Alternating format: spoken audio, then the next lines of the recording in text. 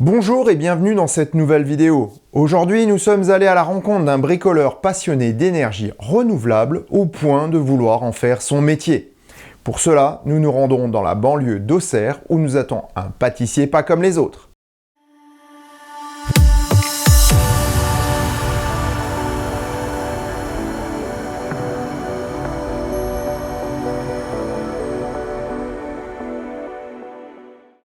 Alors moi c'est Mickaël, donc passionné de tout ce qui est énergie renouvelable. Donc voilà, ça fait maintenant plus de 10 ans que j'ai des produits, on va dire écologiques, comme le panneau solaire et l'éolienne qui permettent de recharger ma voiture aujourd'hui et également faire des économies sur ma facture d'électricité. Voiture, certes, mais vu le sweatshirt, c'est une Tesla Model 3, on peut le dire. Voilà.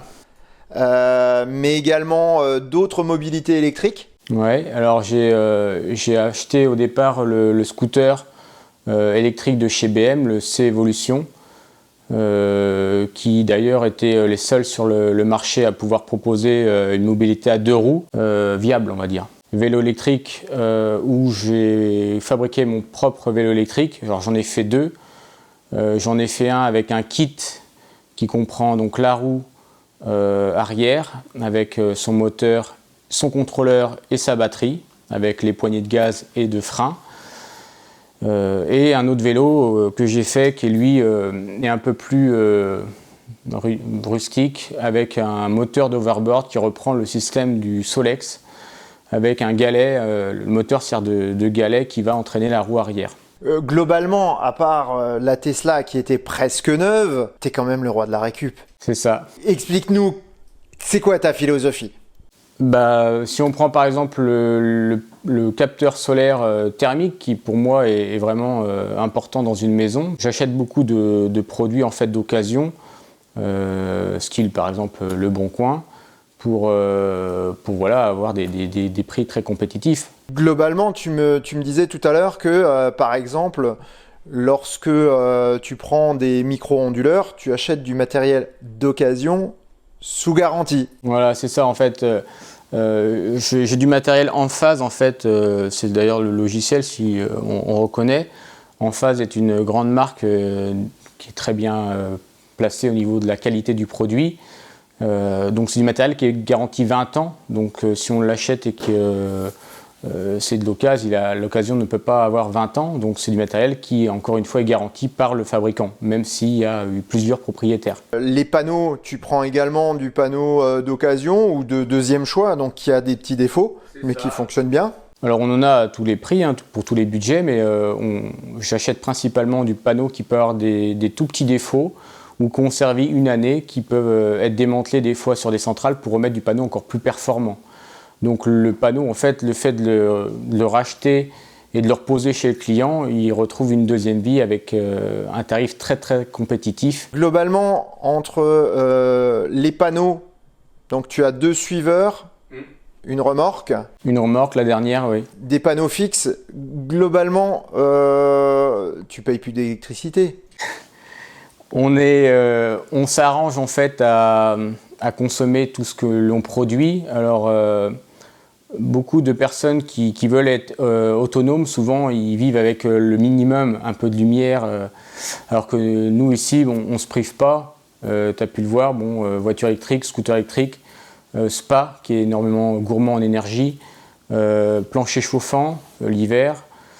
Donc ce qu'on produit l'été, le surplus de l'été va compenser l'hiver. Alors il faut préciser une chose, c'est que Mickaël a pensé totalement sa maison en fonction de son énergie, mais surtout il l'a construite lui-même. Donc c'est une maison BBC, c'est-à-dire qu'elle demande très très peu d'énergie, et c'est ce qui est le plus important. Aujourd'hui, il y a beaucoup de personnes qui me demandent combien on doit mettre de panneaux, si on est 6 dans une maison, et en fait tout dépend du besoin de chacun. Si on prend des douches d'une demi-heure, ça dépend le type de chauffage, la température du chauffage de la maison, ça dépend de tous ces critères-là en fait. Mais une maison qui est très peu gourmande en énergie, les solutions renouvelables sont possibles. Autre précision, donc tu as une éolienne. Pourquoi une éolienne? Et surtout, on a l'habitude de dire qu'une éolienne, ça rapporte pas grand-chose finalement. Mais à la vue de ce que tu m'as expliqué tout à l'heure, je me rends compte que c'est surtout parce que les gens n'ont pas la bonne éolienne. Voilà. Alors, le solaire, il y a eu beaucoup d'arnaques, on en a parlé tout à l'heure. L'éolien, c'est encore pire, en fait. Des gens qui installent des éoliennes mais qui ne marchent pas. Je t'avais expliqué aussi que le fait d'avoir un onduleur et une éolienne, c'est compliqué pour deux constructeurs d'avoir une symbiose entre une machine qui fonctionne, alors que l'éolienne que j'ai là, c'est une machine qui est toute en un, qui a été conçue par le même fabricant et qui possède son propre onduleur, ses propres pales, et tout est géré également par un logiciel. Qui ont donc les mêmes plages d'utilisation, qui sont conçues pour. Voilà. Donc l'éolien, ça sera plus compliqué à mettre en œuvre dans un pavillon par exemple. Ça peut avoir des petites nuisances sonores, contrairement à un panneau solaire, mais le rendement qu'elle m'apporte l'hiver, même s'il est moindre par rapport au capteur solaire photovoltaïque, il vient compenser en fait. Quand il y a du vent, c'est souvent qu'il n'y a pas de soleil, et c'est là où en fait ce qu'elle m'apporte, le solaire ne l'a pas fait en fait. Donc finalement c'est un très bon complément, mais il faut que ce soit une éolienne suffisamment bien conçue. C'est ça. Et malheureusement, ce genre d'éolienne, ça coûte beaucoup d'argent. Et on en a encore une fois parlé tout à l'heure, la rentabilité d'un tel système n'est absolument pas assurée si on la paye le prix du neuf. C'est pas rentable du tout. Maintenant, si on l'achète d'occasion et on sait réparer ces machines-là, qui sont quand même à la base des machines très fiables, les pannes sont souvent les mêmes. En fait, c'est des petits systèmes, des frottements qui se font pas, mais cette machine-là tourne très très bien en fait. Et donc une fois qu'elle est réparée avec du matériel adéquat et surtout qui est durable, ben, on se retrouve avec une éolienne à 15 000 € pour une fraction de son prix. C'est ça. Le courant qui est produit sur la propriété qui sera en grande priorité consommé sur place, et seulement s'il n'y a pas assez de courant, il y a un appel dans le réseau. Voilà, ce qui est très rare. Vu l'installation, j'imagine bien. Michael, juste pour info, est professeur de pâtisserie. Voilà. Donc on a goûté, je vous dis que ça, hein, par contre. Hein, donc Michael est professeur de pâtisserie, mais plus pour longtemps. Voilà. Et explique-nous. Alors normalement, je vais partir me qualifier donc, dans tout ce qui est énergie renouvelable, même si je connais pas mal de bases. Je vais partir à Inès Solar, qui se trouve au lac du Bourget, en fait, qui est un site de formation dédié à la qualification en fait, des panneaux solaires photovoltaïques, thermiques et en site isolé, mais également la mobilité électrique, tout ce qui est borne de recharge, puisque je pense que la demande va être forte dans quelques années. Aujourd'hui, tu as une compétence, on va dire, d'amateur éclairé. Ouais. Et demain, tu vas devenir un réel professionnel agréé de toutes ces énergies renouvelables et de la pose de bornes. Voilà. Pour en faire ton métier. Voilà. Et globalement, à côté de ça, juste pour info, la chaîne YouTube sera également un complément par rapport à ça. Et il y aura peut-être aussi, j'espère, une petite chaîne YouTube pâtisserie quand même. Hein. Il devrait y avoir quelque chose d'intéressant. Ah bon, quand même, parce que là, c'est fichtrement intéressant aussi, hein, parce que mine de rien, la bouffe, c'est quand même important. Moi, je vous donne rendez-vous aujourd'hui pour dans quelques mois, puisqu'on va faire une étude de faisabilité sur une petite ombrière solaire pour le choucroute de garage. Voilà. Qu'est-ce que t'en penses, Michael ?